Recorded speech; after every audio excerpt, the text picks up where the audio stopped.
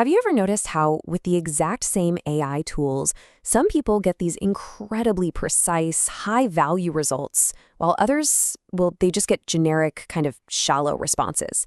You know, the difference isn't some secret list of clever prompts. It's something much deeper, a fundamental principle of how we interact with these systems.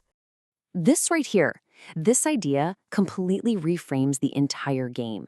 It suggests that the quality of what you get back isn't really a test of the AI's smarts. Instead, it's a mirror. It reflects the clarity, the structure of your own thinking.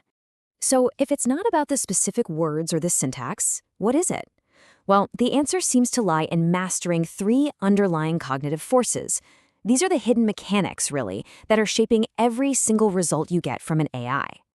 We're going to break down each of these: cognitive resolution, mental models, and iterative verification. Because getting a handle on these is the real key to getting predictable, precise results every time. Okay, first up is cognitive resolution. Think of this as the sharpness of your thought. You see, an AI doesn't understand things like we do. It calculates probabilities. So a vague idea from you creates this huge, wide-open field of possibilities for the model. But a sharp, really well-defined thought that narrows the field, it constrains the AI, and forces it toward a much more precise outcome. And this makes it really clear. On the left, write an analysis of market trends. That's low resolution.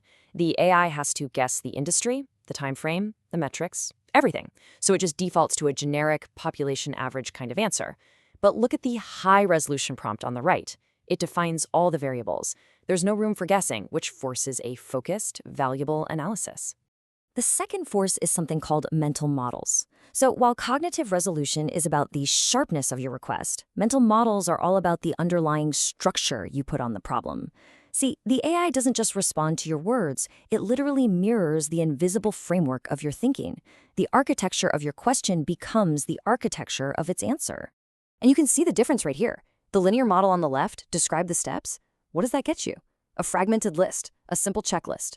But the systems model on the right map the causal chain that forces the AI to think about relationships and feedback loops.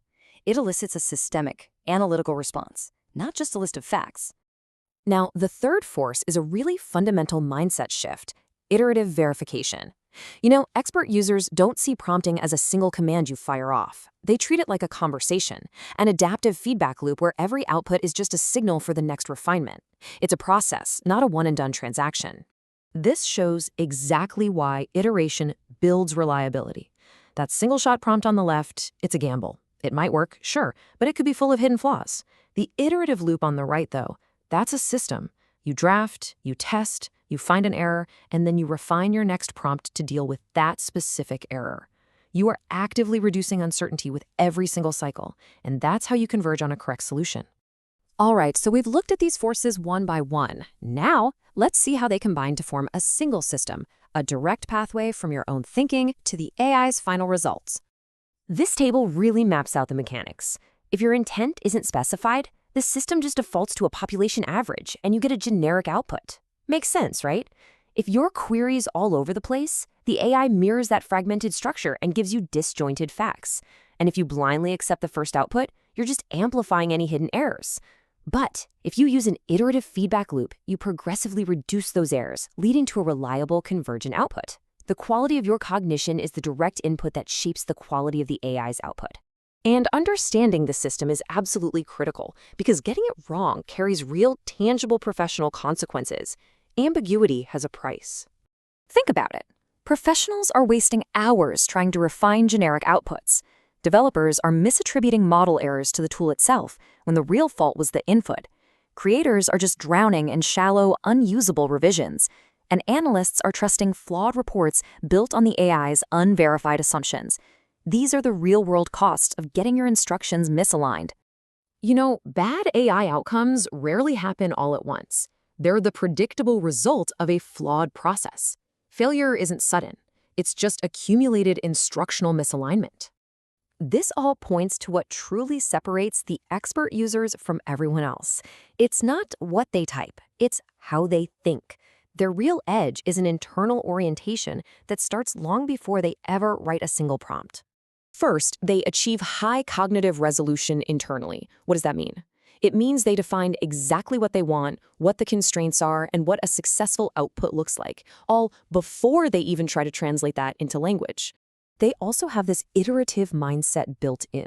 For them, an AI's first response is never the final answer. No, it's the beginning of the verification loop. It's just a piece of data, a signal that needs to be analyzed and acted upon.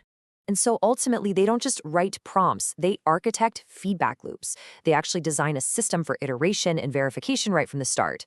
They're building a process for refinement, not just asking a one-off question. So to wrap this up, we're not going to end with a simple summary. Instead, let's do a quick self-audit, a series of questions designed to maybe reveal your own cognitive blind spots in this process. So, first question to ask yourself, where are you asking the model to decide what you haven't decided yourself? Second, which of your outputs are vague, really, because your initial intent was? And finally, the big one. What verification step are you skipping simply because the response sounds confident?